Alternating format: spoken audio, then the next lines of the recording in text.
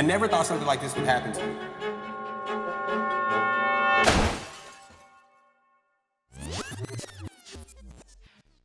You know what I mean? You wake up that, everything's fine.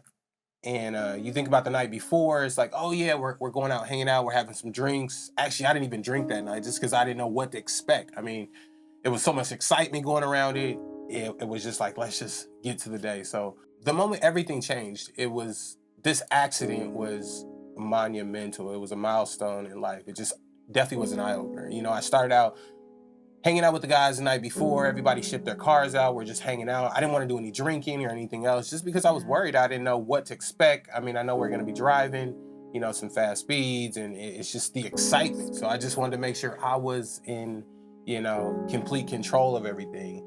And that morning, it seemed real calm, real relaxing. I mean, it was just so much excitement building around. You got 200 Lamborghinis, you got helicopters. I mean, you don't know what to think. For you, I know, how did you feel? What was your experience, that morning? Yeah, I mean, I'll just never forget getting that call. Like, the one your friends like, don't freak out. But that, of course, makes you freak out. We were friends at the time, of course, and her husband was actually with you, and she called me like, okay, I'm about to send you something. You're going to need it for insurance. So now I'm really freaking out. And I'm just like, what's going on? And I get the picture. And I just remember thinking, is he dead? Like, just let me know, is he dead? Is that what you're telling me? And that had to be hard to just see something like that. For me, it's just, going to the lot that day. You know what I mean? You kind of meet up with your friends and you see the excitement, you see all these cars around, you hear these engines revving. I mean, it looks like something from a movie. You hear the helicopter over the top of us, you see some police cars, just, they were escorting us, and, they're like, hey guys, it's time to go. So everybody hops in their cars and you hear, it's just such an exciting time. You really don't think that, something like this could happen. So I think once we end up start driving, it's kind of like, I'm just, I'm kind of nervous at the same time, and everybody's, there's cameras everywhere because everybody's filming us. And next thing I know, I'm driving down the street and a car just pops up out of nowhere. It's just crazy. And the fact that everyone was filming and it was on video, I know later seeing that and the whole excitement and just, it happened so early on in the event too, that it was just like unbelievable just to be on such a high. And I just can't imagine how you felt in that moment. I mean, I was definitely on a severe high. Everybody was high. I mean, wow. I mean, it just feels so surreal being in this whole situation. And when this car came out of nowhere, the guy was sitting there, and apparently in that part of Florida, they do these things on purpose for an insurance check. So I got hit for an insurance check. I see this guy and I could not believe. It's like your life flashes between your eyes. It's like, oh my God, a million things pop in my head. And thank God I at least had the reaction to turn. Like it was one split turn that saved my life, so it was like I seen him and turned and slammed on the brakes, and I think, he took the whole front of the car off. I mean, that car, like when I got the picture in the car, it looked like just a scrap metal, like you had gone to a scrap yard and they had just thrown the pieces. Like that's how bad it looked. That's why I remember just thinking he's dead. And my friend's like, no, he's not dead. He's fine. He's actually fine. And I couldn't connect the two. Like you being fine with that picture. And I'm like, someone's lying to me. Like, just tell me the truth. I just remember thinking like, I don't even care. As long as he knows who I am, like I could deal with anything else. Like if he can't walk, if he's paralyzed, if I have to wipe his butt, those sorts of things. Like I just want him to know me, So I think for you. And I mean, just before that impact, I mean, his car did a 360 at least 3 times. Yeah. And he was in a Charger. So this day I can't really see. I don't really like Chargers. I try to stay away from Chargers. You always swerve away from Chargers a little bit. Can't, that's that. That's that lingering anxiety. Muscle memory, yeah. But that car spun 3 times, and I mean, it was a blessing. It was a tree right there. I didn't hit the tree, and it seems like hitting that impact, it was kind of like a football hit. You hit somebody real hard, you get stars for a second, and then I woke up, and it's like the whole front of the car's caved in. I guess I'm bleeding everywhere, and in the top side, you got. You hear ambulances and people running over, and I mean, luckily it was a convertible and they were able to pull me out, and I kind of came to, and I'm like, what just happened? And they pulled me out, and I remember laying down. They put me on the ground, and I'm choking on blood. I'm like literally choking on blood, and I'm telling the guy, pull me up, pull me up. Yeah. I felt like that was a moment right there. I could have died. Yeah. So yeah, I pulled just me up, remember seeing that with you just kind of sitting up in all of a sudden in the video, and I can just imagine just that feeling of not being able to breathe, suffocating. It just makes me kind of sad even to think about it now, like what you must have been thinking or feeling in that moment. Yeah, and I think honestly that was the last thing I really remember, sitting up, choking on blood. I think they asked me some questions, and I was just out. Yeah. I don't know what happened after that until we got to the hospital, and then that's when you showed up. Yeah. Well, eventually. For you, I mean, that's the thing. Like, I called your mom, and told her. She came over. We were just consoling each other. We were frantic, but there was really no time to sit in the emotion. Like, I don't even think we cried. Like, we just got to action. I booked a flight. I packed, like, made sure she was with the kids for the night so she could come the next day. Like, it was just go time. And I think that's a piece of how trauma really works. There's this part where it's protective. It's you're not even facing, you're kind of in denial. And just moving, I just knew I just had to be with you. I just needed to be there. And, they wouldn't tell me things over the phone because they didn't know who I was. All I knew was you were alive, but you were in surgery. Like, so for you, it was like 1 minute you were out and the next minute I was there. But for me, that was like a 12-hour period. And I know the blessings that, you could connect with your doctor's group, so you were able to get a place pretty quick. And, you don't think about the little things, but you had to go find my room. You had to find my key and grab my stuff. I mean, I had a really expensive watch. That was a blessing that somebody actually, I think the paramedics brought that. They brought that to the hospital. That was, I mean, not to say you're talking about watches, but that's just one of the things I'm always going to remember, because that's a memento from that. I mean, once we got to the hospital, I obviously don't remember, but what I do know is it was calm and it was so peaceful for me. And this was the time, I didn't know how much time had passed, but I know I spent this time with God. Yeah. Talk a little bit about that, because you've always said, like, I spent time with God, like, and I don't know, was it when you were on the scene or was it in the hospital? Like, what did spending time with God look like in that process? I mean, I don't really remember seeing God's face at all, but I do remember the conversations I had with him. And it was more about just, we talked about my brother a little bit, and we talked about life. And the main thing was the trajectory, or where I was going in my life, and that life would change, and that God is going to send me. God meets therapy was the new direction. God wanted me to connect with people and to help them connect with God. Especially in this society, in the world right now, everybody's kind of disconnected. You don't know who, everybody's looking at TV or social media or anything else but God. But, connecting with him has made such a huge difference in my life. I mean, now I picked up meditating, and it seems like at 5 a.m., it's like, God, can we wake up at 6? That's when I get these downloads, or that's what they call when you get the message that gives you clarity for your whole day, or things that you're worried about. But definitely that time with God, it definitely changed the trajectory of my life. But I think that's where the God meets therapy piece. Of course, we didn't know it was going to be called that, and like that's what was going to come. We knew God wanted you to, bring mental health and wellness and him back to people. And I think a lot of people don't know that you were in behavioral health in the past. Like, that's how we connected, Right. That we were both interested in behavioral health, in the field, wanting to help people and be passionate about health. And I think you being so strong of faith, even since you were young, your mom talked about you carrying this Bible around. I was like, well, that is not me. I was never that person.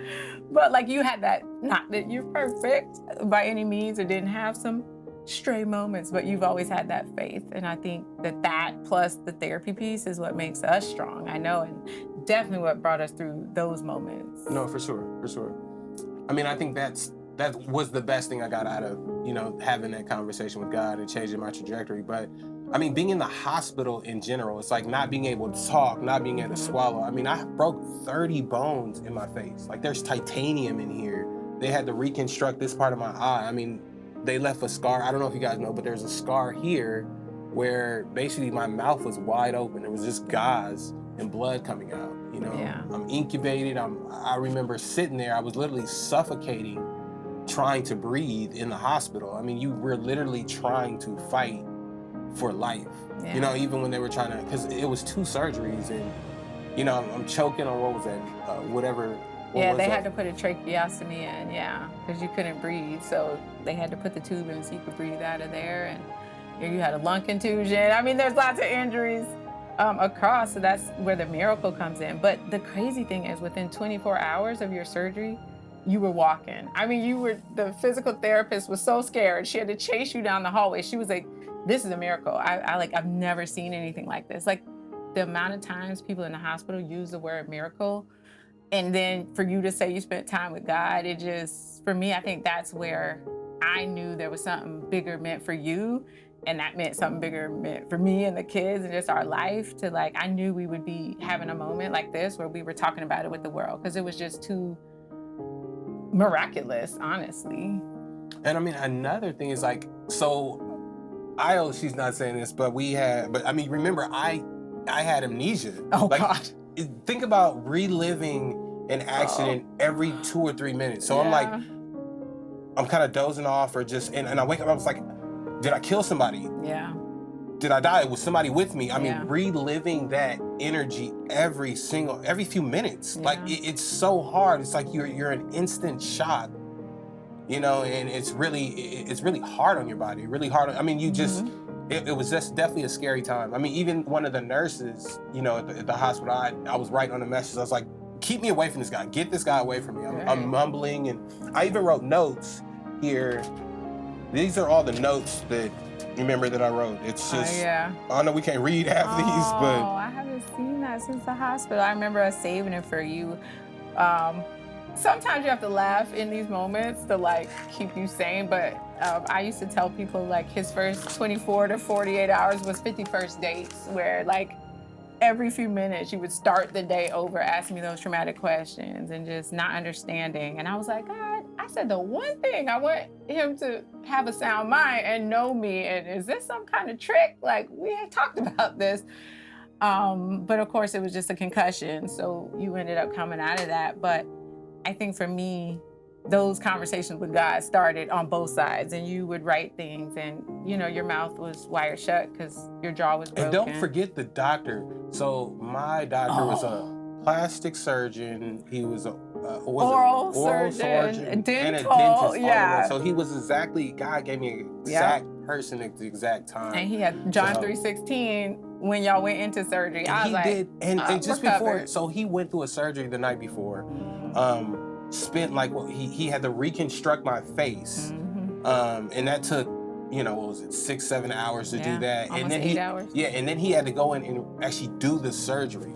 I mean, my doctor, like, shots out to him. He was definitely amazing. But don't, the pain that I had to go through, like, once your mouth is wired shut, so there's metal still in here, and he had to get this metal tool and scrape.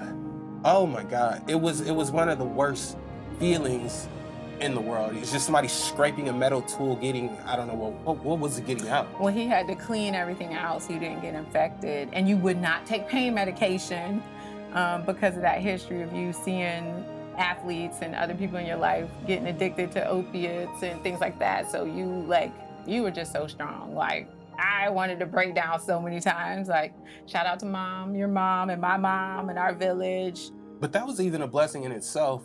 The doctor came back at least 3 times, and he stayed for 45 minutes, which is uncommon for a doctor to do, but he really took really good care of me. Yeah, and he called after weekly for a while too, like to check in. I just think like this whole experience, start to finish, just that my good friend's husband was with you, so she could be the one to tell me and just let me know it's gonna be okay and pray with me. Your mom, my mom, activating, watching the kids so I can be down there. And the kids were so small, I had never been away from them for more than a day. And now I'm away from them for weeks at a time while you heal and recover. Right. I just think this is where our relationship changed. Our whole family, this changed our whole family, honestly.